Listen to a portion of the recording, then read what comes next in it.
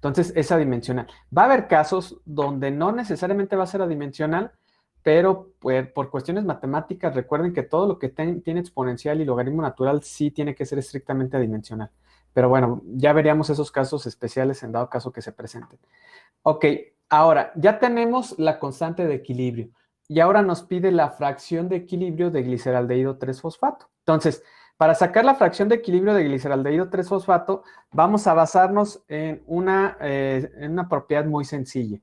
Yo puedo decir que la fracción de equilibrio de de hidroxiacetona fosfato más la fracción en equilibrio de gliceraldehído 3-fosfato es igual a 1. ¿Sí? ¿Esto por qué?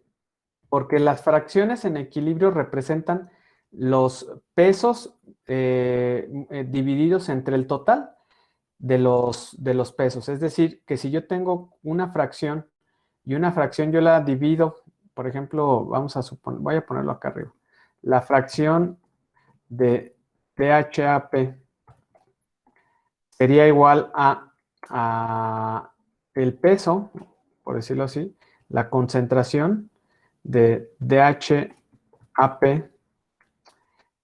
entre la concentración de DHAP más la concentración de G3P entre una concentración total. Entonces, es la concentración ahora sí, compuesto de interés entre una concentración total. La suma de ambas fracciones nos tiene que dar 1. Esto es un concepto que ustedes van a utilizar mucho en fracciones, digo, en balances de materia y energía, y es un concepto que en balances de materia y energía se conoce como fracción molar. Entonces, prácticamente es lo mismo, y lo único que nosotros tenemos es que esto va a ser cuando lo tenemos en equilibrio, ¿sí? Que FDHP más la fracción de dihidroxiacetona fosfato más la fracción de gliceraldehído 3-fosfato nos va a dar igual a 1. Ahora, ¿cómo aplicar esto a las cuestiones de equilibrio? Vamos a saber que la constante de equilibrio es igual a 0.055 y este es igual a la concentración de DHAP, no, perdón, de gliceraldehído 3-fosfato, que es el producto, entre la concentración del reactivo, que en este caso la concentración del reactivo sí es la de hidroxiacetona fosfato. Y estos obviamente ambos, las concentraciones son concentraciones en equilibrio. Y aquí lo que yo puedo hacer sabiendo esta parte es que yo puedo definir que cada una de las concentraciones puede ser igual a su fracción en equilibrio, ¿sí? Es decir, que la fracción en equilibrio de G3P, esto es igual a la fracción en equilibrio de G3P entre la fracción en equilibrio de DHAP, que es de hidroxiacetona fosfato, ¿ok? En este caso, siendo estrictos, si nosotros hacemos esta sustitución, estos valores del total no los tendríamos que considerar. Bueno, no, ya siendo lo de las concentraciones, pasarían sin considerarse, pero bueno, es otra cosa que no vamos a hacer ahorita. Ahora, yo tengo dos variables, no conozco ninguna de las dos, pero puedo dejar la ecuación expresada en términos de una sola variable. En este caso nos piden la fracción en equilibrio de gliceraldehído 3-fosfato, entonces tendríamos que despejar esta fracción de hidroxiacetona fosfato, dejarla en términos de la fracción de gliceraldehído 3-fosfato.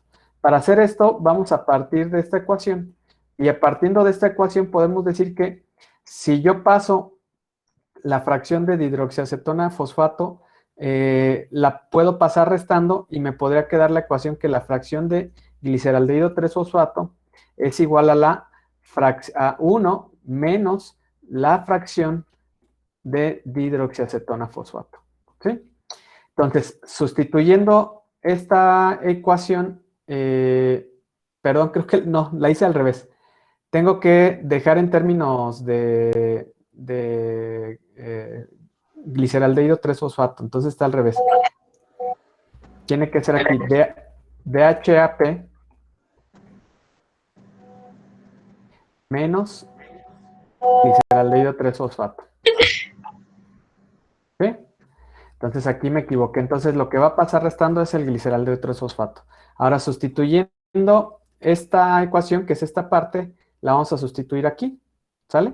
Entonces esto nos daría igual a fracción en equilibrio, a la fracción en equilibrio de gliceraldehído 3-fosfato entre 1 menos fracción en equilibrio de gliceraldehído 3-fosfato.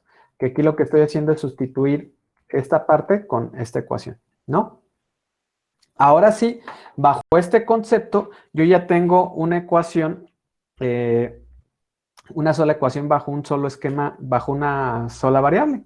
Entonces, puedo empezar a resolverla. Entonces, tenemos que 0.055 va a ser igual a toda esta parte, ¿sí? ¿Qué es lo primero que podríamos hacer aquí para resolverlo? Pues lo primero que podemos hacer es pasar esto multiplicando, ¿sí? Entonces, esto está dividiendo y lo paso multiplicando. Haciendo la multiplicación directa, me quedaría 0.055 menos 0.055 fracción de G3P, ¿ok? Entonces, yo lo que estoy haciendo es, lo pasé multiplicando y haciendo la multiplicación directa. Esto es igual a fracción de gliceraldehído 3-fosfato. Y finalmente, ¿aquí qué hacemos? Este lo puedo pasar, bueno, de hecho, este lo paso sumando, ya que es esta variable para que queden en términos semejantes, y me quedaría que 0.055 es igual a fracción de G3P más 0.055 fracción de gliceraldehído 3-fosfato. ¿Sale? Haciendo la suma de estos dos, me quedaría que sería 0.055 es igual a 1.055 fracción de G3P, de gliceraldehído 3-fosfato. Y finalmente, ¿qué pasa con este valor que está multiplicando? Lo paso dividiendo para despejar totalmente la fracción de gliceraldehído 3-fosfato y me va a quedar que fracción de gliceraldehído 3-fosfato es igual a 0.055 entre 1.055. ¿Y esto a qué nos da igual? 0.0516. ¿Sí? No, 516. Ah, ok, 516. Muchísimas gracias. ¿Sí le sale así, chicos? ¿A alguien le salió diferente? A mí me sale 521. No sé, por ahí quizás es por la calculadora, pero no sé si a alguien le sale. Me sale lo mismo, pero sí es por los decimales también. Sí, ¿verdad? Ok. Sí, no hay problema que lo dejen en notación científica, ¿eh? No, no hay ningún problema.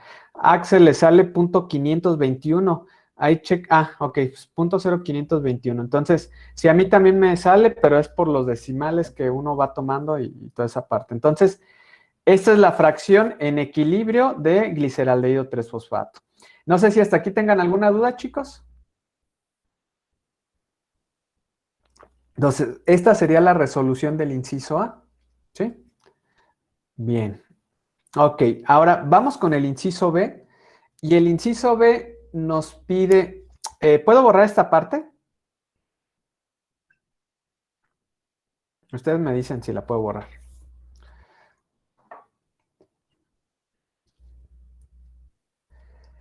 Bueno, en lo que me dicen, el inciso B dice, en la célula el agotamiento de gliceraldehído 3-fosfato hace que se produzca la reacción. Es decir, que cuando yo tengo menos cantidad de gliceraldehído 3-fosfato, la reacción se vuelve favorable. Y nos pide cuál será el valor de la energía libre de Gibbs real si la concentración de gliceraldehído 3-fosfato siempre se mantiene en una centésima parte de la concentración de hidroxiacetona fosfato. Ok, entonces para resolver el inciso B, déjenme borrar bien esta parte. Ok, no se deja. Entonces, para resolver el inciso B lo tenemos que resolver basándonos en otra ecuación. El inciso B, vamos a utilizar la ecuación de la energía libre de Gibbs real, que es delta G es igual a delta G estándar más RT, logaritmo natural, en este caso de concentración de gliceraldehído 3-fosfato, que eso es el producto, entre concentración de dihidroxiacetona fosfato. ¿Ok? Ahora, ya de aquí tenemos prácticamente todos los datos, podemos empezar a sustituir. Tenemos que la energía libre de Gibbs estándar es 7500 joules sobre mol. La constante de los gases ideales es 8.314 joules mol Kelvin. La temperatura, en este caso es 310.15 Kelvin. Y aquí es donde viene la parte complicada del ejercicio. Nos dice que cuál va a ser el valor de la energía libre de Gibbs real cuando la concentración de gliceraldehído 3-fosfato es una centésima parte de la concentración de dihidroxiacetona fosfato. ¿Qué valor, cómo tendríamos que poner aquí? ¿Qué números tendríamos que poner aquí? ¿Qué se imaginan? ¿Qué relación, qué cociente tendríamos que poner aquí? ¿Sería correcto poner 1 entre 100? ¿Qué creen?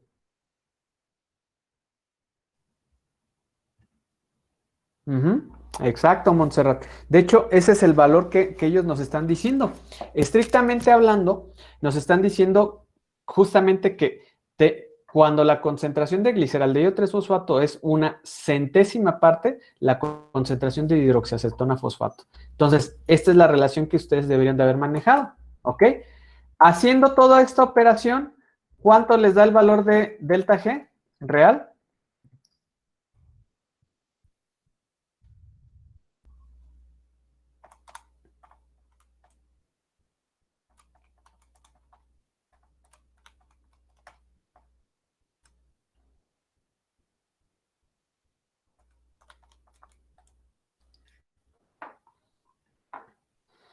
A mí me da de menos 4,374.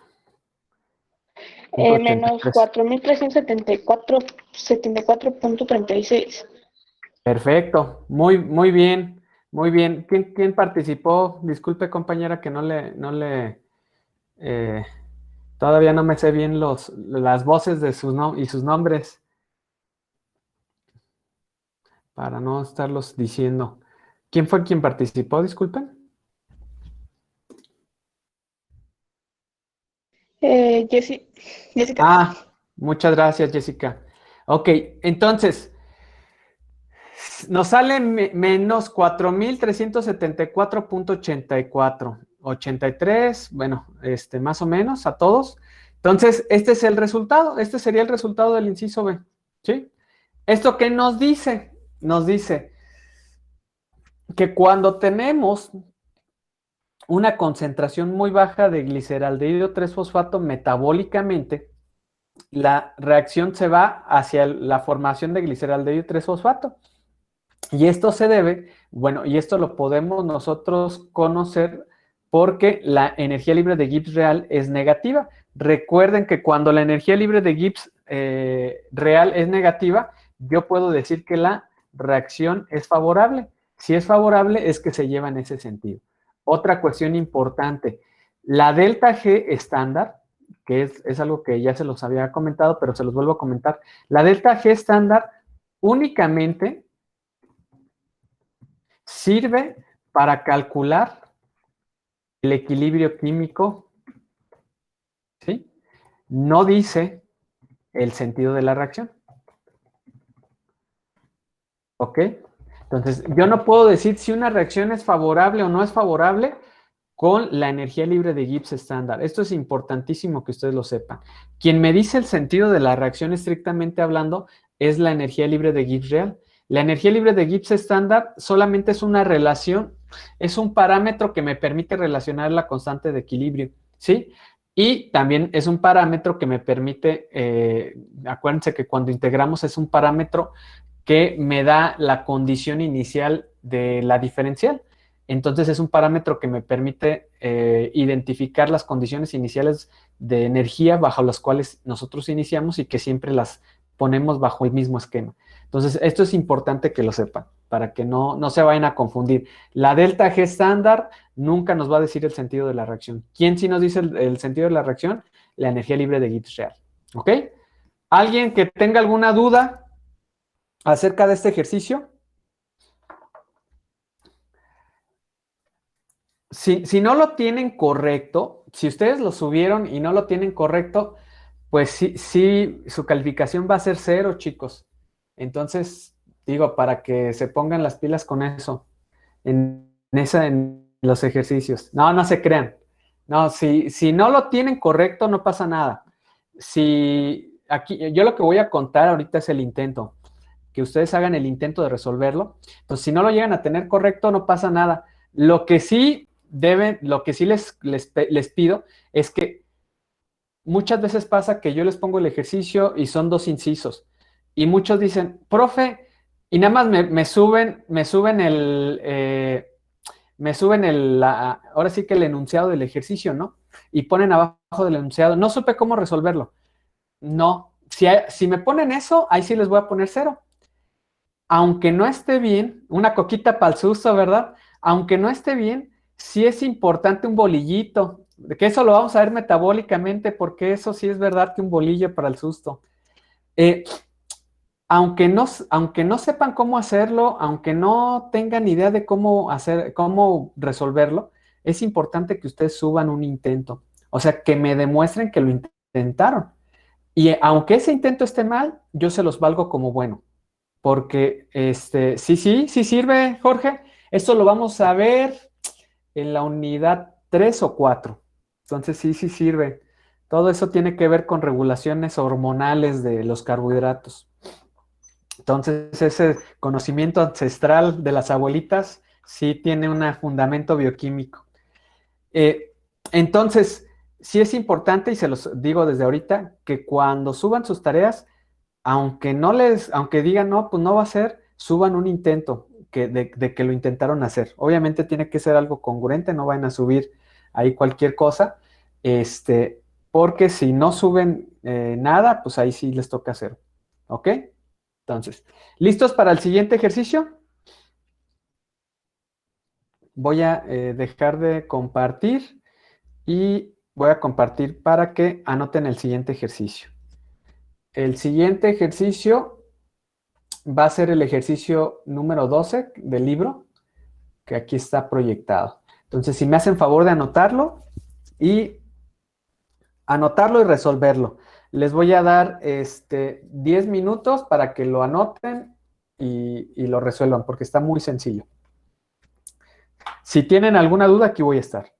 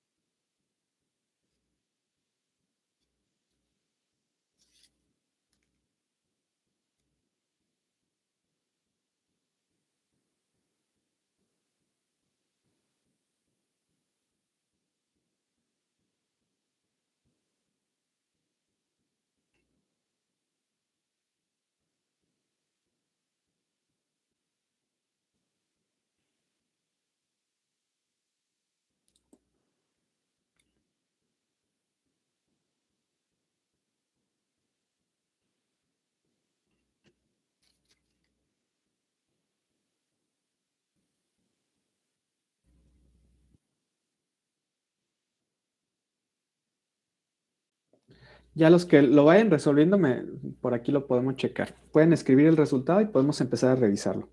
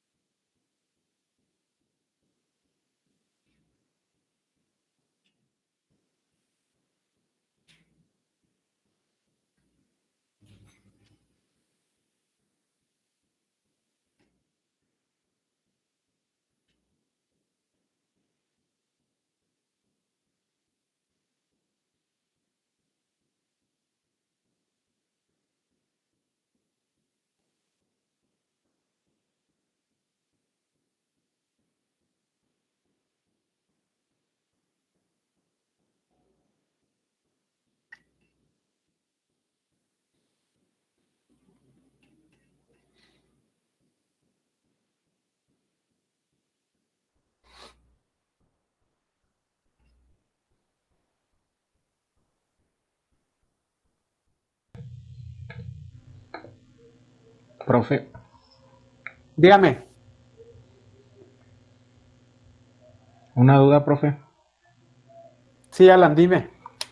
Eh, Cuando nos dice de potenciales de transferencia, esos como tal no es la energía estándar, ¿no? La energía libre de Gibbs estándar. Esos son los potenciales de transferencia, son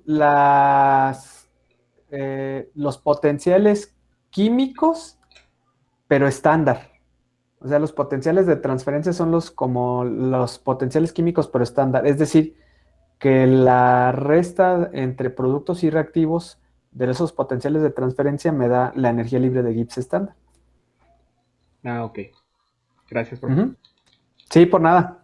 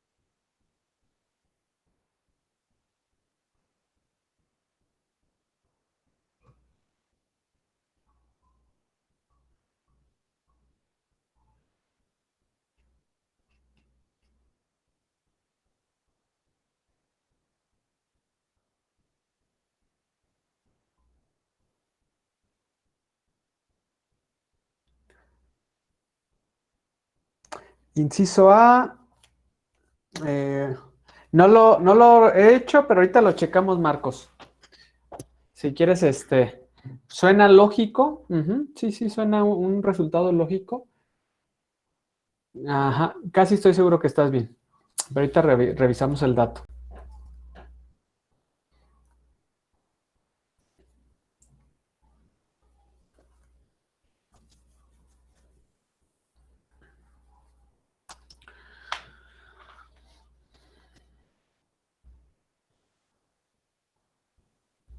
Vamos a dar un par de minutos más para poderle avanzar, chicos.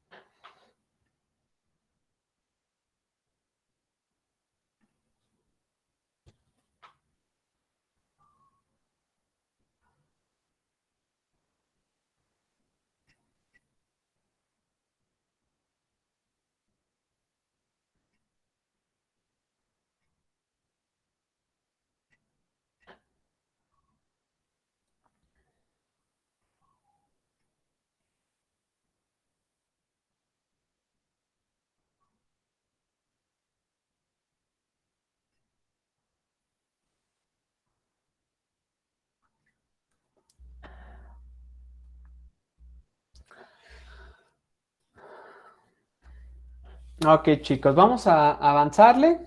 Vamos a ver cómo lo hicieron. Les comento que la resolución de este ejercicio también se las voy a publicar para que la suban para el día de hoy, para que de favor la suban. Esto es como evidencia de los ejercicios que estamos haciendo. Entonces, voy a dejar de compartir y voy a compartir mi Jamboard. Ok. Entonces, aquí empezamos desde una perspectiva diferente. Nos da los potenciales de transferencia de fosfato. Estos potenciales de transferencia de fosfato nos van a permitir calcular las energías libres de Gibbs.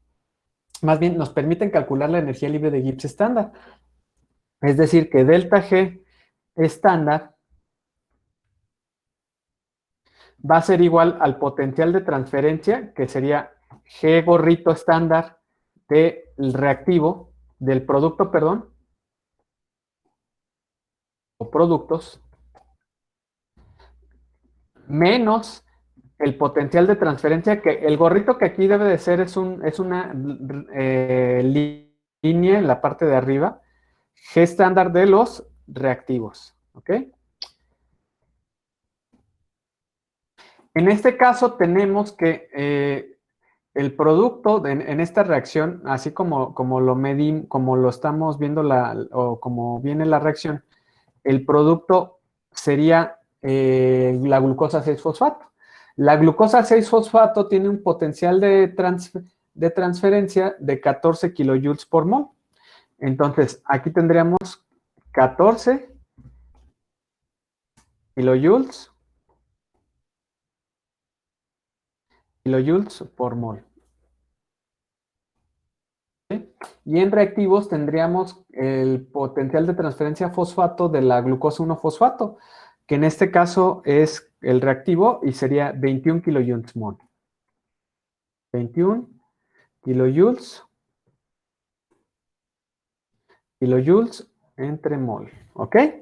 Ahora, haciendo la resta de estos dos potenciales de transferencia, nos va a dar que la energía libre de Gibbs estándar es de menos 7 kilojoules mol sobre mol, ¿ok? Ahora, ya que tenemos la energía libre de Gibbs estándar, ya podemos calcular la constante de equilibrio. La constante de equilibrio, en este caso va a ser constante de equilibrio es igual a otra vez a exponencial de menos delta G estándar entre RT. ¿Sí?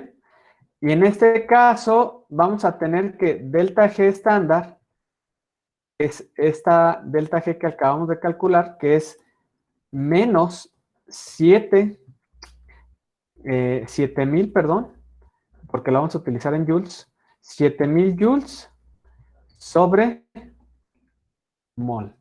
Y la constante de los gases ideales es 8.314 joules mol Kelvin. Este acaso la temperatura es 25, entonces serían 298.15 Kelvin. ¿Ok? Haciendo la operación, toda esta operación, ¿cuánto nos quedaría la operación del exponente? 1.2819. Tiene que ser positivo, ¿verdad? Por Sí. signos. Porque toda esta parte me va a quedar negativa. Por este signo negativo de acá afuera, me tiene que salir positivo. 1.98, ¿qué, perdón? 1.28. 28, muchísimas gracias. 1.28, ¿sí le sale a ustedes también 1.28? Ah, ok, Jessica. Bueno, ojalá que se arregle el internet de Axel.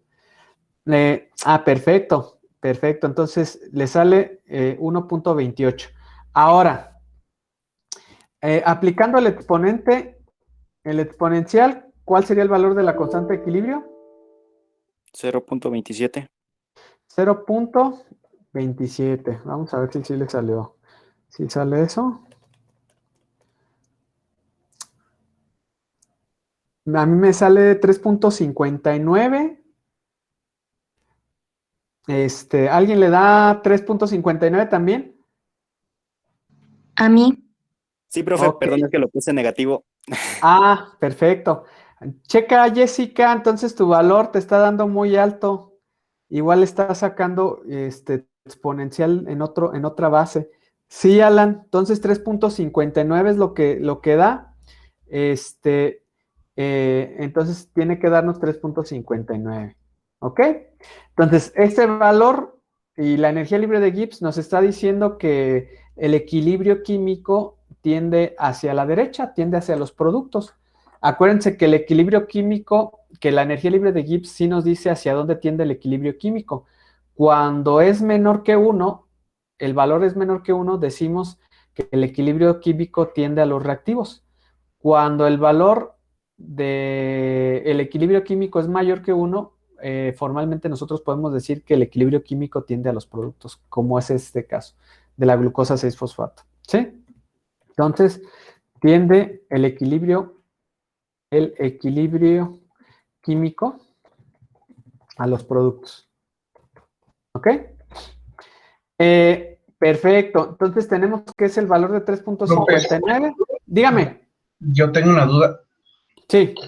Es que en el ejercicio anterior utilizó en el equilibrio químico a 310.15 para hacer la operación. ¿Cambió? Ajá.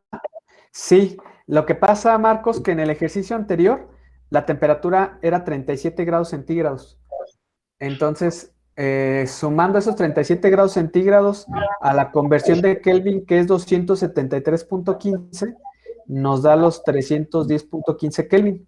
En este caso, como el ejercicio nos lo pide a 25 grados centígrados, entonces, sumando los 25 grados centígrados a los 273.15, es que nos da los 298.15.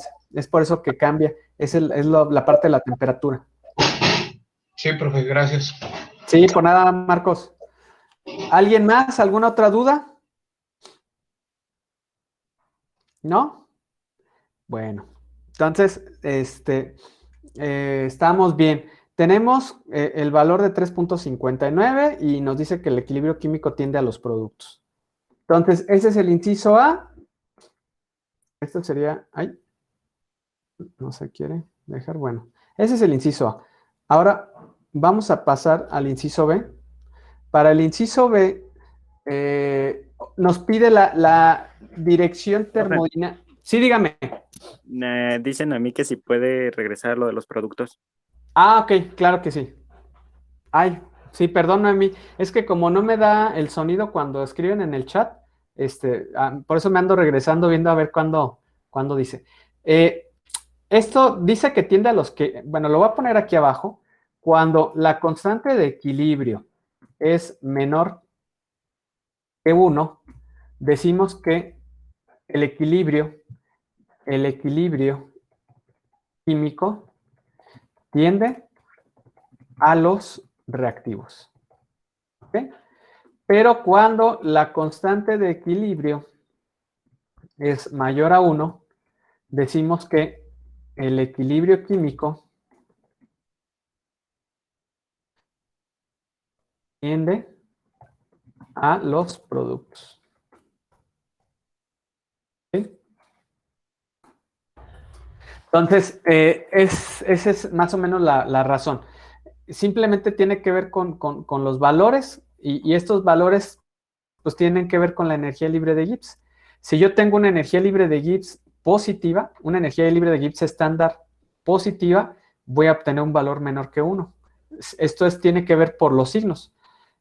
Si yo tengo una energía libre de Gibbs estándar negativa, yo voy a tener una constante de equilibrio mayor que 1. Esto sí, tiene que ver simplemente con los signos y es una cuestión básica del exponente. Y esto es lo que tenemos que saber básicamente, que cuando yo tengo un equilibrio mayor que 1, sabemos que el equilibrio químico va a tender a los productos. Cuando tengo un equilibrio químico menor que 1, el equilibrio químico tiende a los reactivos. No sé si más o menos te queda claro, Noemí. Perfecto. Ah, ok. Hay algunos chicos que les da 1684. ¿Están aplicando el exponencial en sus calculadoras directo chequen si no están aplicando por ahí, a ver, déjenme ver cómo pudiese salir ese valor.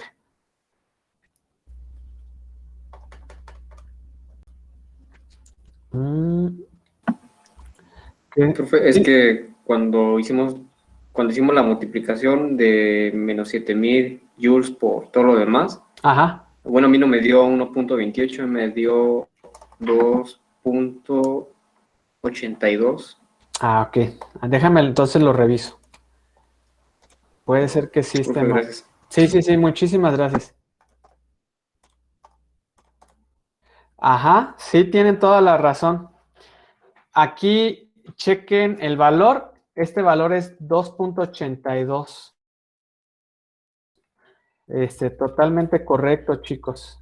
Entonces, cuando haces ahora sí el exponencial, es 16.84. Corrijo. Entonces, para que lo chequen, chicos, cuando este valor de esta operación del exponencial es 2.82 y es 16.84. Es negativo, pero sale negativo, pero ya cuando lo multiplicas por el signo negativo de afuera, queda positivo. ¿Sí? Entonces, sí, el resultado correcto es 16.84. Entonces, para que lo corrijan por ahí los que no lo habíamos checado y lo corrijan, por favor. ¿Alguna otra duda, chicos?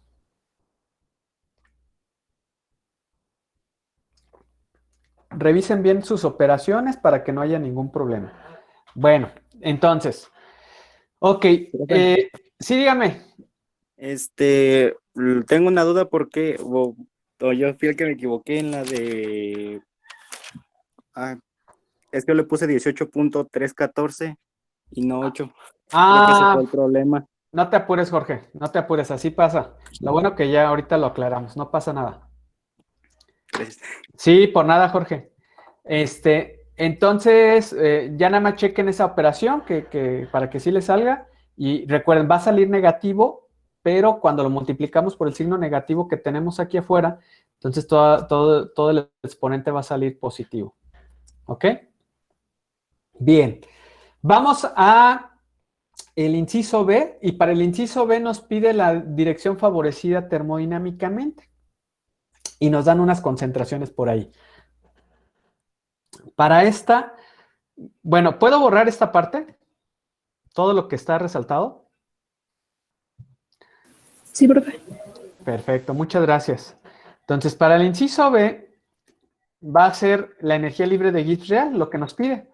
Delta G real va a ser igual a delta G estándar más RT logaritmo natural, en este caso de la concentración de producto, que la concentración de producto es glucosa 6-fosfato, entre la concentración de reactivo, que en este caso la concentración de reactivo es glucosa 1-fosfato. ¿Sí? Vamos a sustituir los valores y nos quedaría que delta G real va a ser igual a delta G estándar, que en este caso habíamos sacado que delta G estándar es menos 7000 joules sobre mol, ¿ok? Más 8.314 joules sobre mol Kelvin por la temperatura, que sería 298.15 Kelvin, multiplicando todo esto al logaritmo natural de la concentración de glucosa 6-fosfato entre la concentración de glucosa 1-fosfato. Nos dice que la concentración de glucosa 6-fosfato es 1 molar y nos dice que la concentración de glucosa 1-fosfato es 1 por 10 a la menos 3 molar, que es 0.001 molar. ¿Ok? Bueno, aquí dejo expresados que son molares ambas. Y este es aquí me falta el 0. ¿Estamos de acuerdo, chicos? Perfecto. Entonces, haciendo esta operación, ya haciendo toda la operación, ¿de cuánto nos va a quedar la energía libre de Gibbs real? A ver si por ahí, háganla, por favor.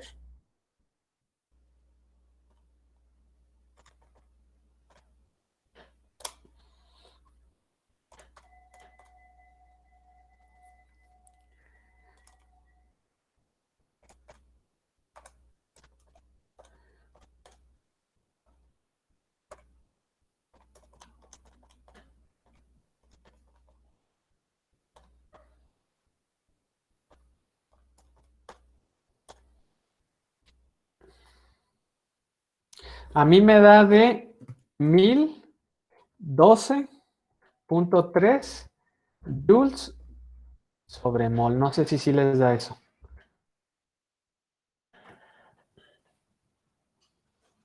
No, perdón, 10.000. 10.123.07. Sí, profe. Ujú. Ok. Es 10.123.12. A ver, chequen. Vamos a dar oportunidad a que, a que los demás lo tengan, por favor. Sí, profe. Perfecto. Perfecto. ¿Alguien que tenga alguna duda? ¿Que se haya atorado en algo?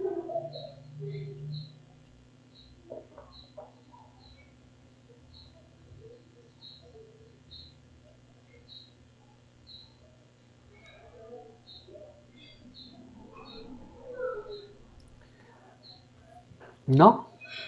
Bueno. Entonces, vamos a...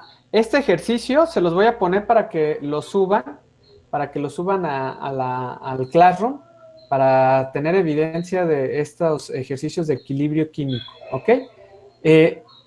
Con esto vamos a dejar esta parte de equilibrio químico. Con este ejercicio que acabamos de hacer, vamos a dejar esta parte de equilibrio químico hasta aquí, que es una parte importante, es parte del fundamento de bioenergética.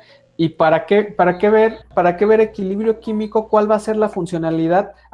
Antes, no, todavía no terminamos, discúlpenme, porque no terminamos de responder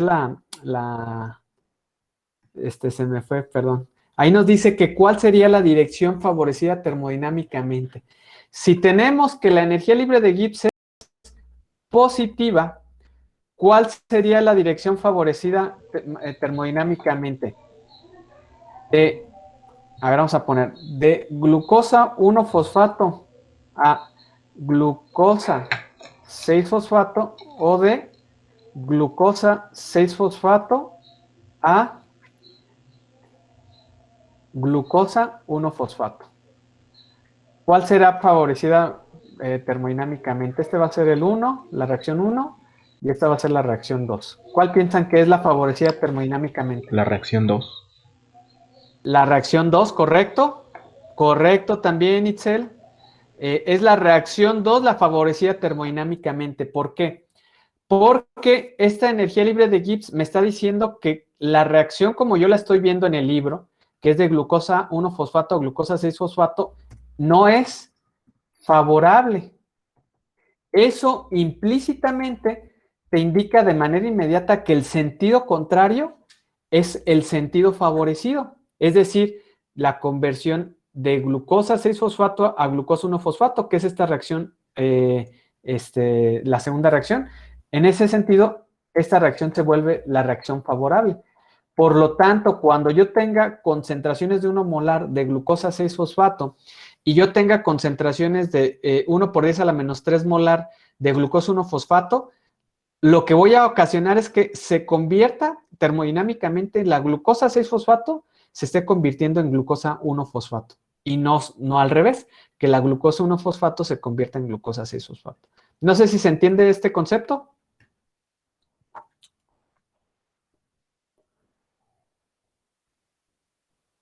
¿Por ahí a alguien le queda alguna duda? No sé si se entiende, más o menos. Perfecto, Gustavo, muchas gracias. ¿Alguien que le quede alguna duda acerca de esto? Ok, para redondear esta parte, es importante que nosotros veamos esto desde un punto de vista mayor potencial de transferencia. No, el potencial de transferencia, Marcos, tiene que ver con con la energía libre de Gibbs estándar. En este caso, la energía libre de Gibbs real ya te está diciendo si es positiva y tú estás leyendo, por ejemplo, la reacción en este sentido, te está diciendo que por ahí no se puede, que para que tú lleves la reacción de glucosa 1-fosfato a glucosa 6-fosfato, tendrías que cambiar este signo y para cambiar este signo tienes que invertir energía. Normalmente tienes que invertir una molécula de ATP o cambiar las concentraciones. Bajo estas concentraciones, bajo todas estas condiciones, te está diciendo simplemente que, como es positiva, el sentido inverso es el que es favorecido termodinámicamente. La conversión de glucosa 6-fosfato a glucosa 1-fosfato. Entonces, es importante, eso es importante que lo chequen, que la célula termodinámicamente, nosotros, biológicamente no podemos ir en contra de las leyes de la física, ¿no? Que es parte de la termodinámica. Yo no puedo violar, por llamarlo así, yo no puedo convertir glucosa 6-fosfato a glucosa 1-fosfato simplemente porque porque tengo una enzima que lleva la reacción en ese sentido. Si bajo las concentraciones que yo tengo, si bajo las condiciones que yo tengo, esa reacción no es favorable termodinámicamente, no se va a llevar a cabo.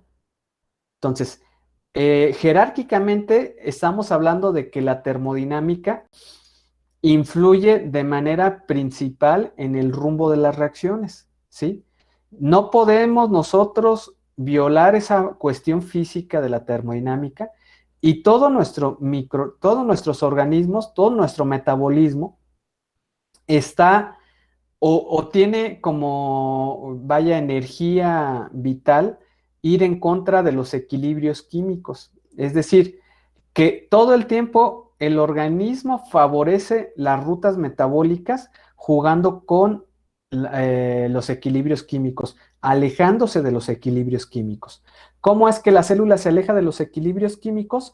Variando las concentraciones, ¿sí? Si varías las concentraciones de glucosa 6-fosfato, glucosa 1-fosfato, o el ejemplo anterior que teníamos de dihidroxiacetona fosfato, gliceraldehido 3-fosfato, el rumbo de las reacciones puede cambiar. Si yo cambio las concentraciones en un sentido, que es lo que veíamos con el ATP, me puedo alejar del equilibrio químico hacia un sentido o hacia el otro. Y eso nos afecta en que la reacción se pueda llevar a cabo o no se pueda llevar a cabo, ¿sí? Cuando implícitamente una reacción que le interesa a la célula que se lleve a cabo tiene una energía libre de Gibbs real positiva, ¿qué es lo que hace para sortear ese evento normalmente? Invierte energía. Acopla la hidrólisis del ATP para que la hidrólisis del ATP brinde esa energía extra para que la energía global real de la reacción sea negativa y vea favorecida termodinámicamente. De ahí que todos estos conceptos de termodinámica se empiecen a articular, ¿no? ¿Y a qué me refiero con que se empiecen a articular? Metabólicamente, nuestros organismos juegan con las concentraciones de los metabolitos para que se lleven a cabo las reacciones, ¿sí? Y las reacciones que no pueden, que ni cambiando las concentraciones pueden llevarse metabólicamente, ¿qué es lo que hace el organismo? Les invierte energía. ¿Cómo les invierte energía? Por medio de ATP, ¿sí? Es por eso que el ATP es una molécula tan importante metabólicamente hablando, porque si no tenemos ATP, no podemos llevar a cabo esas reacciones que termodinámicamente no son favorables, y si no llevamos a cabo esas reacciones que termodinámicamente no son favorables, ¿qué pasa con nuestro metabolismo? Se para. Es decir, sin ATP, nuestro metabolismo no puede funcionar, ¿ok? No sé si queda claro hasta aquí, esta parte. Marcos, no sé si por ahí sí contesté tu pregunta. Sí, profe, sí la contestó. Gracias. Sí, por nada. Para concluir esta parte, vamos a entrar no me voy a adentrar mucho en estos conceptos. Son conceptos ruidosos, son conceptos abstractos y se los voy a tratar de bajar o tratar de que los entendamos de una manera muy sencilla. Ya sabemos que el ATP va a ser importante para favorecer termodinámicamente ciertas reacciones, que si no tenemos esas reacciones favorecidas termodinámicamente, el metabolismo no se puede llevar a cabo. Ahora, ¿cómo puedo formar ese ATP? ¿El ATP de dónde puede provenir? ¿De dónde lo puedo obtener? La mayoría de ese ATP proviene de reacciones de óxido-reducción. Vamos a tener dos formas de producir ATP.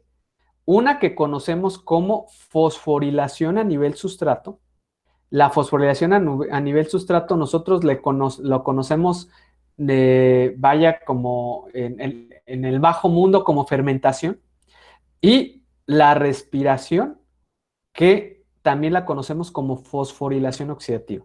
Tenemos esas dos formas de producir ATP. Y las dos formas de producir ATP, en las dos formas de producir ATP intervienen electrones. ¿Sí? Y aquí es donde les voy a dar una definición que todo bioquímico deberíamos de saber. ¿Sí? Es una definición que si pueden anótenla, se las voy a decir dictándoselos, que es una definición que rige la bioenergética de un organismo. ¿Qué sería la fermentación, hablando en términos bioenergéticos, en términos bioquímicos? Es la transferencia, perdón, es la oxidación de una molécula orgánica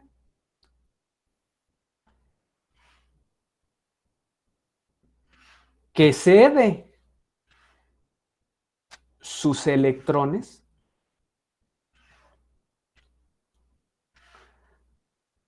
a otra molécula orgánica. Entonces aquí es clave que entendamos eso. La oxidación de una molécula orgánica que cede sus electrones a otra molécula orgánica. Eso es la fermentación. En un término un poquito más elegante, es el donador de electrones es una molécula orgánica y el aceptor final de esos electrones es otra molécula orgánica.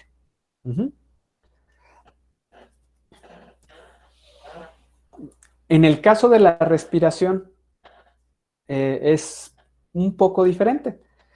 El donador de esos electrones es una molécula orgánica, pero quien acepta esos electrones es el oxígeno.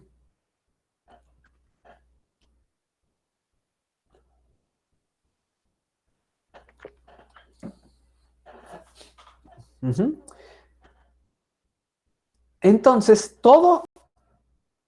en todo lo que interviene la producción de ATP, o para la producción de ATP, vamos a tener este concepto de fermentación y de respiración. Adentrándonos en los conceptos de respiración y fermentación, nos vamos a topar con un concepto mucho más básico que nosotros conocemos de la bioquímica, que es la oxidorreducción. ¿Sí? ¿Quién sabe, quién recuerda los conceptos más básicos de oxidorreducción? ¿Qué le pasa a una molécula que se oxida?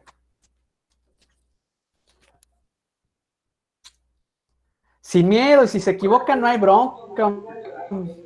Al cabo que aquí ustedes, entre ustedes se conocen y no hay bronca. Si dicen algo que nada que ver, no pasa nada. ¿Corrosiona? Dicen Marcos que corrosiona. A ver, ¿alguien más? Una molécula que se oxida pierde electrones.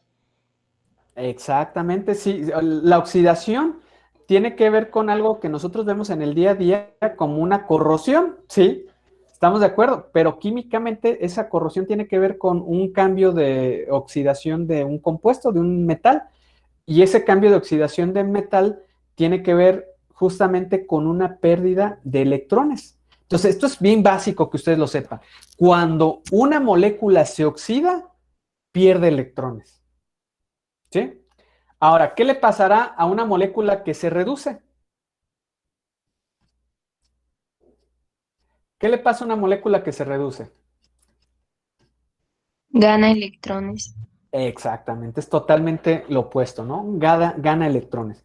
Y normalmente nosotros vamos a tener dos tipos de moléculas. Una molécula que va a donar esos electrones y otra molécula que los va a aceptar, que se llaman pares redox o parejas redox. Eso estoy seguro que lo debieron de ver en alguna de sus químicas, y estos parejas redox son importantes para el metabolismo, porque estas parejas redox, véanlo desde este punto de vista bioenergético, estas parejas redox lo que nos van a generar es un flujo de electrones. Este flujo de electrones, ¿para qué nos va a servir? Este flujo de electrones nos va a servir para generar ATP, para generar energía. ¿Ok? Entonces, voy a proyectar mi pantalla. para empezar a ver este último concepto que es la óxido reducción en la producción de energía. Aquí tenemos algunos pares redox. Estos pares redox vienen de la cadena transportadora, que este par redox es el hierro más 3, que es un estado de valencia del hierro, que está unido al citocromo C, que es una proteína de la cadena transportadora de electrones. Cuando este gana un electrón, ¿qué le está pasando a este hierro? Cuando gana un electrón, ¿qué le pasa? Pierde el hierro. Se reduce. Cuando gana un electrón, este hierro se está reduciendo. Es decir, que de este lado, cuando gana este electrón, se reduce. Es decir, que de este lado yo tengo el hierro reducido y de este lado yo tengo el hierro oxidado. ¿Sí? El hierro que se oxida pierde un electrón. Cuando lo gana, se reduce. Y cambiamos estos estados de valencia. ¿Sí?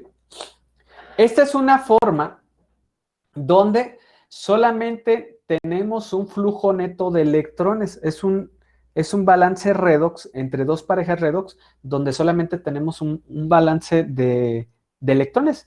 Pero va a haber algunos casos donde el balance redox implique también la ganancia de un protón. ¿Sí? Esto químicamente es un poquito más complejo. El protón se añade químicamente, pudiésemos decir que este protón viene acompañado de un electrón, ¿sí? Y este electrón y este protón generan un enlace covalente, lo que permite que si yo tengo un doble enlace en la molécula, se vuelve un enlace sencillo. Es por eso que tenemos un electrón de más. Este electrón me rompe un enlace pi y me genera un enlace sencillo, que es un enlace sigma, que tiene que ver con configuraciones electrónicas, que ahorita no me voy a meter en eso y no se los voy a complicar. Lo único que les quiero explicar con esto es que va a haber óxido reducciones que van a venir acompañadas de la ganancia de un protón, como es en este caso. De hecho, esta molécula, el NAT, nosotros la conocemos como un acarreador electrónico en las células. El NAT, cuando gana 2 electrones, se reduce, pero para reducirse también forzosamente tiene que ganar un protón para que químicamente se estabilice, por llamarlo así. Entonces, de este lado tengo el NAT reducido y el NAT con el signo positivo es el NAT oxidado, ¿sí? Pasa lo mismo con la posa de ubiquinonas. La posa de ubiquinonas también son unas coenzimas que se encuentran en la cadena transportadora de electrones que pueden ganar 2 electrones y pueden ganar 2 protones. De este lado tengo el ubiquinol que está reducido y en este caso tengo la ubiquinona que está oxidada. ¿Ok? ¿Y por qué? Bueno, no sé si se entienda esta parte de óxido reducción, chicos. No sé si sí les queda claro. El concepto de ganancia y pérdida de electrones. Y que justamente aquí nosotros Sí, vemos, profe. muchísimas gracias, que justamente aquí vemos nosotros los electrones por la parte de atrás. ¿Qué tendría que ver los electrones? ¿Por qué verlo de forma de electrones? ¿Qué tendrá que ver esto? Y para esto me voy a aprovechar. ¿Por qué los electrones? Yo sé que vamos a hacer una analogía, que es una analogía muy buena. Voy a abrir aparte quiero abrir un libro, nada más denme un minuto para abrirlo, donde viene algo que me va a permitir explicarles de mejor forma. Cuando yo hablo de la luz eléctrica, otro término con el que me refiero a la luz eléctrica es energía eléctrica, ¿sí?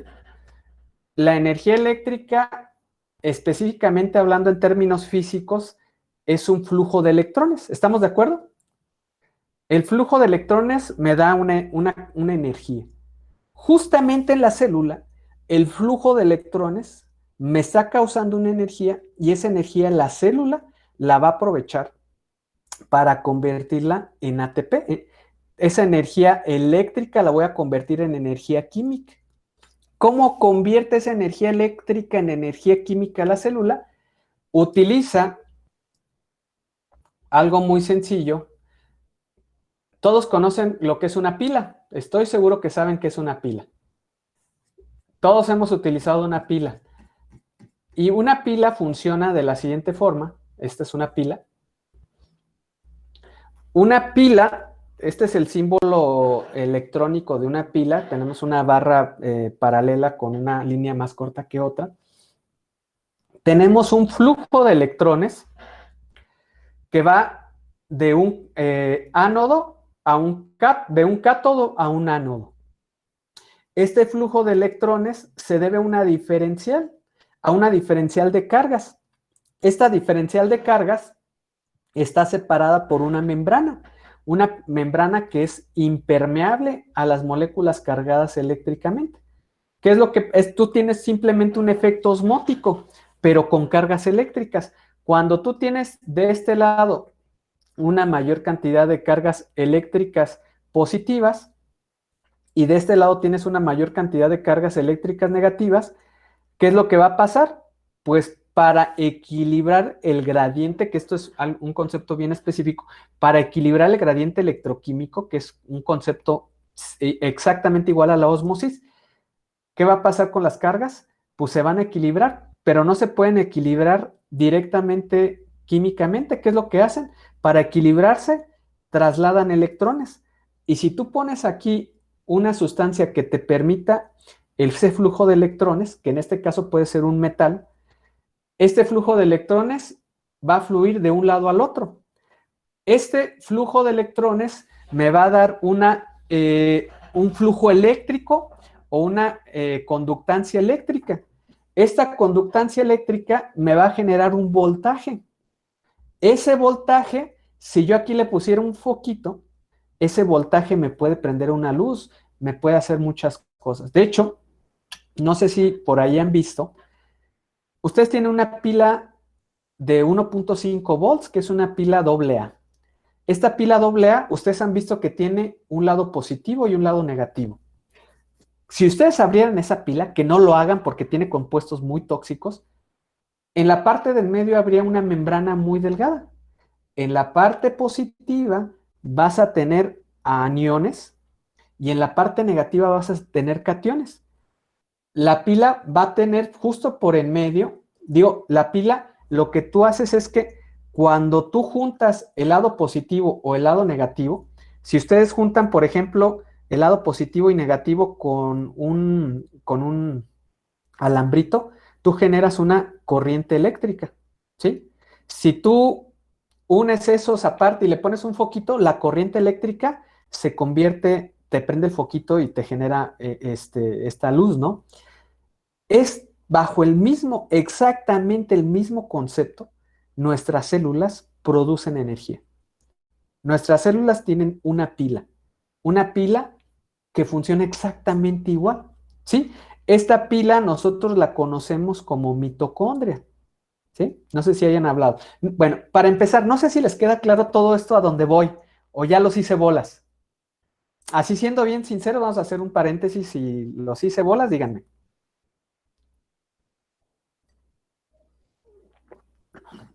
Si vamos bien, ok. Bueno, entonces, nosotros tenemos un orgánulo, que es una parte de nuestras células que se llama mitocondria, que estoy seguro que lo han de haber visto en biología, que genera lo mismo que una pila. Esto lo voy a ver en este otro libro. Me voy a regresar.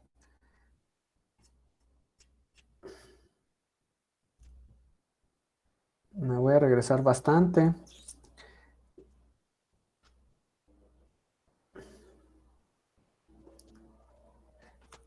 Esta es la mitocondria. Más o menos es una mitocondria. Dentro de la mitocondria, yo voy a tener, la mitocondria tiene una doble membrana. Tiene esta parte que es como una línea que nosotros aquí estamos viendo como intermitente, que es la membrana externa de la mitocondria, y tenemos esta que está como arrugada por dentro, que es la membrana interna de la mitocondria. Todas estas bolitas que nosotros vemos aquí deben de ser proteínas, ¿sí?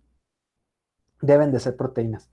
Tenemos que la membrana, el espacio intermembranal es el espacio entre la membrana interna y la membrana externa. El espacio intermembranal de la mitocondria tiene una carga positiva. El espacio en la matriz mitocondrial, que es la parte de adentro más interna de la mitocondria, tiene una carga negativa. La célula ha hecho un gradiente electroquímico que está separado justamente por una membrana, que en este caso la membrana es una membrana lipídica, que es la membrana interna de la mitocondria. Entonces yo tengo un gradiente electroquímico, este gradiente electroquímico que está dado por una parte positiva y una parte negativa. ¿Qué es lo que hace la célula para producir energía? Hace justamente lo que hace una pila. La parte positiva está dada por protones. A la célula le interesa producir protones. ¿De dónde vienen estos protones? Estos protones vienen de reacciones de óxido-reducción. ¿De dónde vienen estos electrones? Estos electrones vienen de reacciones de óxido-reducción. ¿Ok?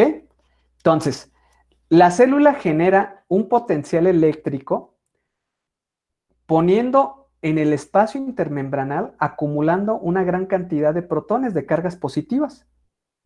Al acumular en el espacio intermembranal una gran cantidad de cargas positivas, hace que el espacio intermembranal sea una carga positiva, tenga una carga positiva, y que la matriz mitocondrial tenga una carga negativa. ¿Ok? Entonces, esto es la pila que ahorita yo les había contado, que genera un voltaje, que genera una conductancia eléctrica que se mide en amperes, que me puede prender un foquito, y ahorita entendemos lo de un cortocircuito. ¿Qué es un cortocircuito? ¿Qué es lo que hace la célula? Los electrones, estos electrones, ¿de dónde vienen? Estos electrones vienen de su comida, de lo que nosotros comemos. Si ahorita ustedes salen y se echan unos riquísimos tacos al pastor, va a haber muchos electrones en los tacos al pastor. O si se echan un pozole grande con una bicola, van a tener electrones a morir. Los electrones vienen de la comida, vienen de nosotros, le denominamos de los sustratos oxidables. ¿Qué es lo que hace nuestro organismo? Oxida todo eso que nosotros comemos. Ya hace hambre, ¿verdad? Ya por eso ahorita vamos a hacer esto lo más leve posible para que se vayan a echar su pambazo, su guajolota. Entonces, cuando nosotros comemos, lo que no hace nuestro organismo es agarrar esos electrones, oxida esas moléculas, es decir, al oxidarse, recuerden, al oxidar las moléculas, ¿qué es lo que pasa? Ceden electrones. Esos electrones van a parar a la mitocondria y van a parar al oxígeno en la respiración. Cuando estos electrones se van al oxígeno, reducen al oxígeno y producen agua. Y estos electrones ayudan energéticamente a mantener los protones aquí. Esa corriente eléctrica me genera que haya estos protones aquí. Estos protones, a su vez, ¿qué es lo que tenemos aquí? Una carga altamente positiva y acá tenemos una carga altamente negativa. Cuando pasan estos protones a través de una proteína que se llama F1F0 ATPasa, lo que se hace es que cuando pasan estos protones lo que quieren es, por cuestión de gradiente osmótico, pasar al espacio intermembranal, porque aquí hay una gran corriente eléctrica. Cuando pasan aquí, la energía que se libera por ese paso, la célula la utiliza para producir ATP. ¿Sí? Es de las formas en la que la célula puede producir ATP. ¿Ok? Esto, más específicamente, es, yo puedo trasladar un voltaje, que es una corriente eléctrica o un potencial de membrana, que es el signo que tenemos aquí, a la formación de ATP. ¿Ok? Entonces, esto es importante. No sé si hasta aquí tengan alguna duda.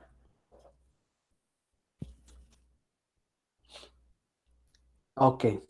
Matemáticamente, ¿cómo le hallo yo sentido a esto? Tiene que ver con la energía libre de Gibbs. Muchas gracias, Itzel. Tiene que ver justamente con la energía libre de Gibbs y se los voy a enseñar aquí.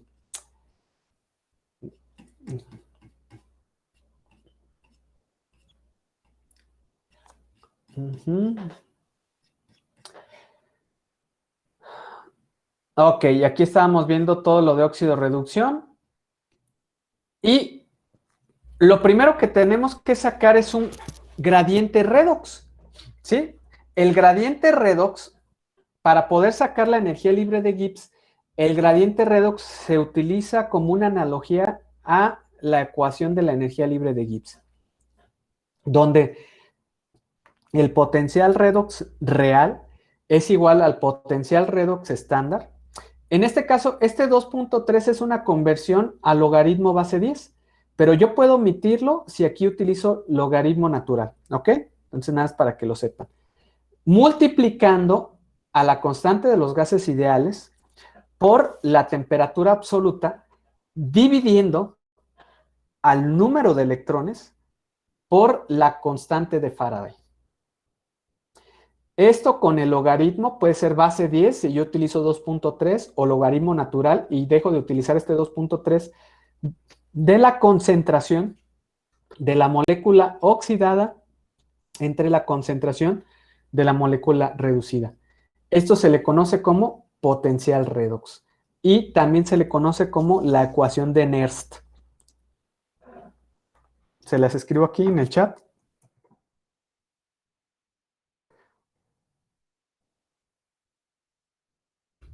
Es la ecuación de Nernst. La ecuación de Nernst, por lo tanto, si quieren anotarla, la ecuación de Nernst me va a permitir obtener el voltaje, es el potencial redox, el voltaje que puede producir la óxido-reducción de cualquier par redox, ¿sí? Entonces yo puedo conocer el voltaje de cualquier par redox, ¿sí? Ustedes me dicen cuando ya la hayan anotado para continuar.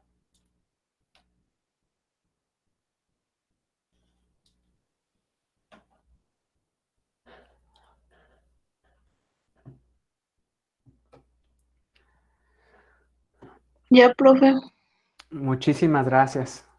Muchísimas gracias. Y ahorita les digo cuál es la constante de Faraday. Y bueno, el potencial redox ya va a venir ya viene muy, muy bien establecido para muchos pares redox. Aquí tenemos varios pares redox, donde N es el número de electrones que se ceden o se aceptan en ese par redox. Por ejemplo, entre la ferrodoxina oxidada y reducida se comparten un electrón. M significa los protones que se ceden. En este caso no se cede ningún protón. Aquí viene N es el número de electrones y M es el número de protones entre la especie oxidada y la especie reducida. Por ejemplo, ¿dónde sí se ceden protones? Entre el glutatión oxidado y el glutatión reducido, sí se ceden 2 protones, ¿sí? Posteriormente viene el potencial redox en milivolts, y aquí es algo importante. Los potenciales redox negativos son aquellas parejas redox que potencialmente van a ceder electrones. Los potenciales redox positivos son aquellas parejas redox que van a aceptar electrones, ¿ok? Negativos, los que ceden electrones, positivos, los que aceptan electrones, ¿ok? Y hay una variación del potencial redox de acuerdo al pH. Cada que tú disminuyes una unidad de pH, disminuye el potencial redox menos 60 milivolts, ¿sí? No en todos va a haber un efecto, pero en algunos sí, ¿sí? Sobre todo en los que tienen un cambio por los protones. En los que no tienen cambio por los protones, no hay un cambio por el pH. Y tenemos que las relaciones que existen entre la especie oxidada y reducida. Por ejemplo, del NAD oxidado al NAD reducido, tenemos que existe 10 veces más la especie oxidada que la especie reducida, ¿ok? Y esto te genera un potencial redox real de alrededor de menos 290 milivolts, ¿ok? Esta no la vamos a volver a utilizar, es simplemente una cuestión para que entiendan cómo trasladamos esos potenciales redox a milivolts, y es para que lo sepan. Si quieren tomarle una foto o algo, con toda confianza. Ustedes me dicen cuando pueda avanzar, ¿eh? O si ya puedo avanzar.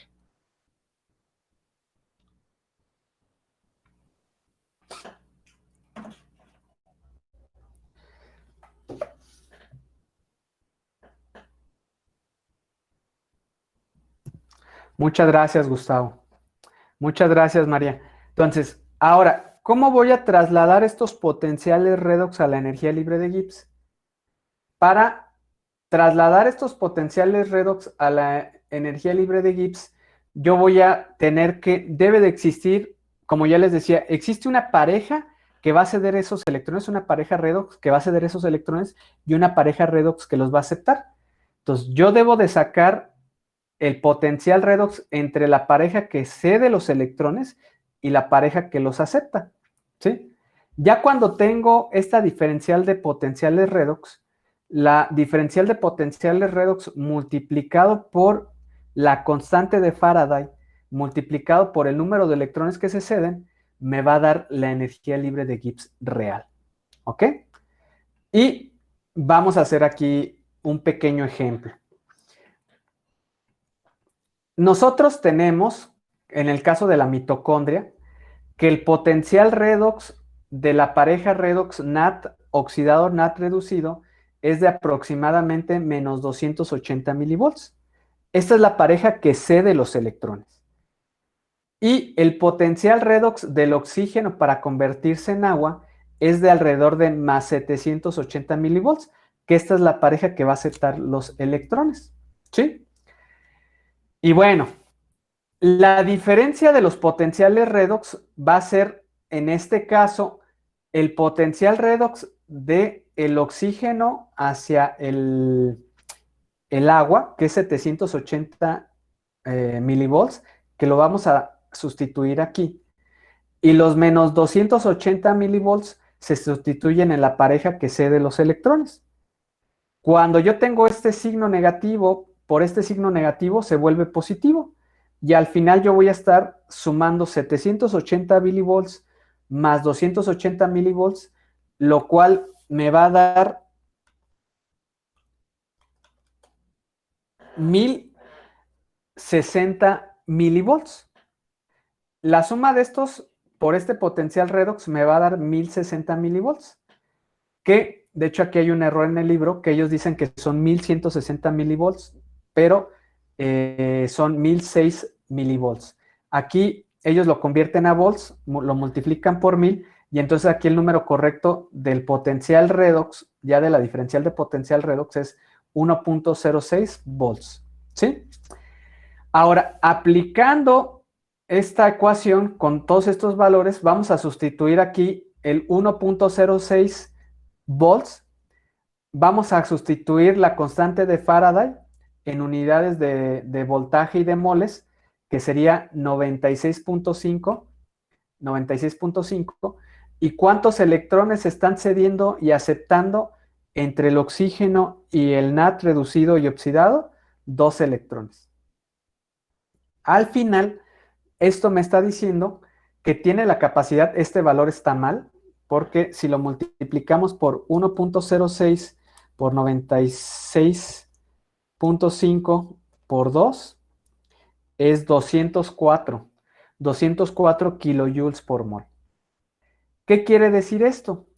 Que cuando yo genero un potencial eléctrico de 1.16 volts por ceder los electrones del NAT reducido al oxígeno, estoy generando una carga eléctrica, una corriente, una carga eléctrica de 1.06 volts. Esa carga eléctrica de 1.06 volts me puede generar 204 kilojoules por mol. ¿Ok? Me genera 204 kilojoules por mol. Si, como nosotros lo habíamos visto en una tabla anterior, que les quede claro. ¿Hasta aquí tienen alguna duda?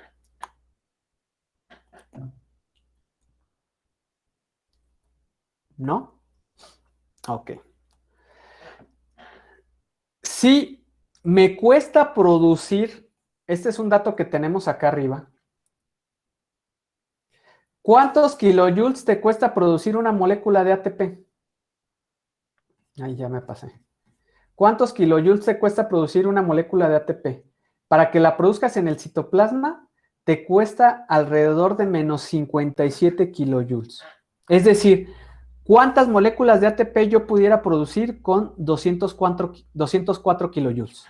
A ver, esa es una operación muy sencilla.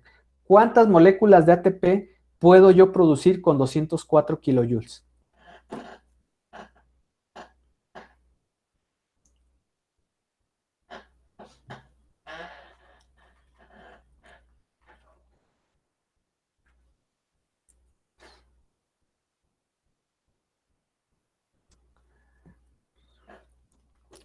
Si cada molécula de ATP te cuesta 57 kilojoules.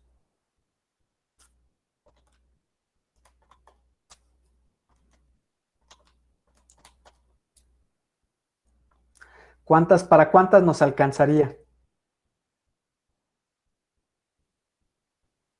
Perfecto, Marcos. 3. Muy bien, Lorenzo. Aunque no podemos producir moléculas de ATP fraccionadas, en realidad tenemos que manejar un número entero, que sería, ya si yo quiero producir más de 3, ya no podría. Entonces, ¿puedo producir cuántas moléculas de ATP? 3. De hecho, ese es un valor que un científico español demostró. Nosotros ahorita lo estamos viendo con matemáticas, con cuestiones de física, pero en realidad nosotros podemos producir 3 moléculas de ATP a partir de cada molécula de NAT. Es decir, a partir de cada 2 electrones que yo cedo del NAT al oxígeno, que me están produciendo 1.06 milivolts, puedo producir 204 kilojoules por mol y esos 204 kilojoules por mol me pueden producir 3 moléculas de ATP. Esta es la forma en la que una corriente eléctrica me puede, ya en términos bioenergéticos, la puedo acoplar a la energía libre de Gibbs para entender la producción del ATP. ¿Ok?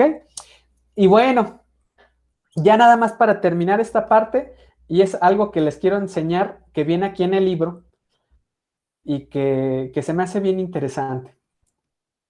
Nada más para que se queden claro, que viene aquí, se los voy a leer, que es la eficiencia de la fosforilación oxidativa. Y aquí hay 2 errores bien importantes. Muchos libros de bioquímica tienen esto y es un error. Sí. ¿Qué es lo que dicen? Que la oxidación del NAT reducido por el oxígeno produce una energía libre de Gibbs estándar de menos 220 kilojoules por mol, cuando la síntesis de ATPs requiere una energía libre de Gibbs estándar de más 31 kilojoules por mol. Así, para producir 3 moléculas de ATP, así se pueden producir 3 moléculas de ATP por cada molécula oxidada de NAT a través de la fosforilación oxidativa, atrapando aproximadamente 93 kilojoules por mol, lo que hace que la oxidación del NAT sea, energéticamente hablando, eficiente en un 42%. Lo que dicen aquí es que, energéticamente hablando, la célula pierde alrededor del 60% que proviene de los alimentos. Y eso está totalmente incorrecto, por 2 cosas.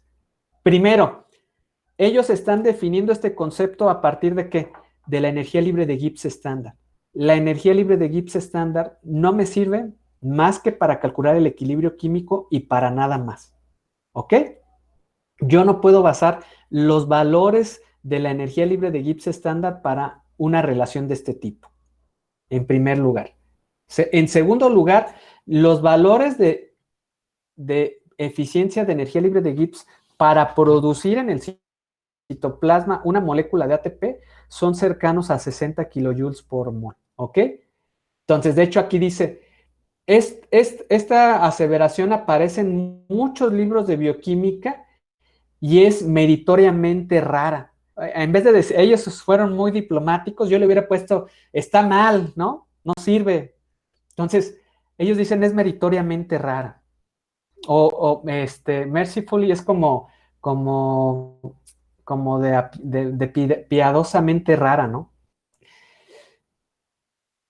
¿Y a qué es a lo que voy aquí? Aquí viene algo bien importante.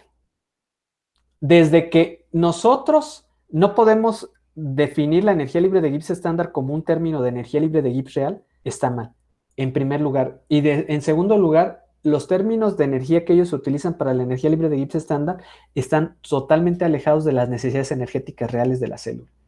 Es por eso que si nosotros hacemos una relación de la eficiencia energética, la eficiencia energética en la célula está cerca a un 80 y tantos % o incluso en un 90% bajo ciertas condiciones. Cuando nosotros hacemos ejercicio, la producción de ATP, el traslado de energía de un potencial redox a la formación de ATP es casi del 100%. Depende mucho de la demanda energética. Entonces, la célula es una maquinaria que convierte de forma muy eficiente la energía química la energía proveniente de las moléculas, que es energía química, en energía eléctrica, para posteriormente volverla a convertir en energía química. Y en todo ese proceso, en todo ese traslado, tiene una eficiencia súper altísima. ¿Ok? Esto es parte de lo que les quería comentar. Es una parte muy interesante, muy interesante de todo lo que es la bioenergética. No lo vamos a ver a profundidad porque esto lo vamos a retomar en 2 unidades más adelante, que es la unidad 5 y la unidad 6. Pero es importante que lo vean desde este contexto de la energía libre de Gibbs, de la bioenergética, de todo. No sé si hasta aquí tengan alguna duda, chicos.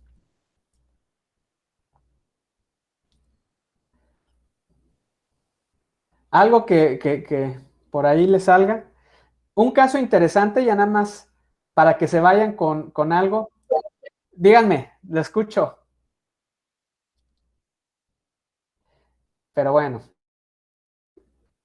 Este cortocircuito que tenemos aquí, este cortocircuito que tenemos aquí, un cortocircuito es cuando yo no acoplo esta corriente eléctrica a la generación de energía. Este cortocircuito existe en nuestras mitocondrias y este cortocircuito nosotros lo utilizamos para producir calor, ¿sí? Y ahí les va algo bien interesante. Este cortocircuito nosotros les llamamos a estas proteínas que causan este cortocircuito, que hacen que el potencial eléctrico se pierda por aquí. Estas proteínas se llaman UCPs, que viene del inglés proteínas desacoplantes. Estas proteínas desacoplantes se encargan de producir calor en nuestro organismo. Estas proteínas desacoplantes, si hay organismos que no tienen proteínas desacoplantes, mueren de hipotermia. En los años 70, por ahí en los años 60, salieron unos productos buenísimos para adelgazar, buenísimos, que eran sustancias provenientes de plantas que hacían que en las células ocurriera este cortocircuito. Es decir, que los electrones provenientes de la comida no se fueran a la formación de ATP, sino se fueran a la formación de calor. ¿Qué es lo que pasaba con las personas? No formaban ATP.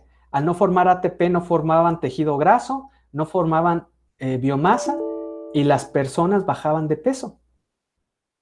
Pero, como bien dice Lilian, bajabas muy bien de peso, pero corrían el riesgo de morirse. Se empezó a morir mucha gente. ¿Por qué? Porque les empezaba a dar temperatura. Y temperatura era el menor de los casos. Empezaban a tener problemas de que no podían dormir, problemas de muchos. De hecho, de aquí empiezan a surgir muchas sustancias que tienen diferentes aplicaciones a partir de estas sustancias desacoplantes, pero se prohíben todas estas sustancias. Aquí hay que ser muy cuidadosos. En el mercado comercial, no hablo del tianguis, en el mercado comercial, si ustedes van al Sam's, si van al Sanborns, si se van a estas tiendas, todavía hay productos termogénicos. Los productos termogénicos son los que te causan esto. estos productos termogénicos se han estado sacando del mercado poco a poco por Cofepris aquí en México, pero todavía se siguen vendiendo con mucho éxito para bajar de peso y adelgazar, y son peligrosísimos. Entonces, esto se los paso porque tiene que ver con todo esto. Es una cuestión que me parece interesante, que vale la pena que se los mencione y que es muy peligroso. De hecho, cuando tú conoces a una persona que consume algo de esto, tú la tomas y la persona se ve perfecto y lo sientes así como que está hirviendo, ¿no? Yo se los digo porque yo conocí personas que consumían este tipo de compuestos, y inmediatamente cuando uno sabe por estos antecedentes le dices, no comas eso, o sea, te puedes morir en cualquier momento, ¿no? Tengan mucho cuidado con estos compuestos termogénicos que son muy populares, se siguen comercializando, sacan unos del mercado y llegan otros porque son muy efectivos para bajar de peso. Y pues bueno, eso es algo de lo que también quería mencionarles, que también parte de esa energía nosotros lo utilizamos no toda para producir ATP, sino mucha lo utilizamos para mantener nuestra temperatura corporal, que también es muy importante. ¿Sí? ¿Alguna duda, chicos? Ya no los entretengo más para que vayan a generar su ATP. ¿Verdad? Entonces, hay que empezar a visualizar toda esa parte de la producción energética desde varios aspectos, y hay que empezarlo a ver. Lo vamos a reforzar de una forma más importante en las siguientes unidades, pero justamente con esto redondeamos esta unidad 1, que es bioenergética. Y pues bueno, de todos modos, si se quedan con dudas y ahorita porque ya nos anda de hambre, dice Adrián, flaco y caliente, ¿verdad? No lo quieren hacer ahorita por el tiempo, pues lo vemos para la siguiente clase. Pero estas son de las cuestiones interesantes que ahorita podemos nosotros aterrizar de esta parte de bioenergética. ¿Alguna duda, chicos? En dado caso de que no, pues bueno, pues podemos retirarnos. Ahorita les publico la actividad para que suban los ejercicios del día de hoy. Que pasen una excelente tarde y que ingieran sus sustratos oxidables para producir su ATP de manera placentera. Cuídense mucho. Que pasen una excelente Gracias, tarde. profe. Igual.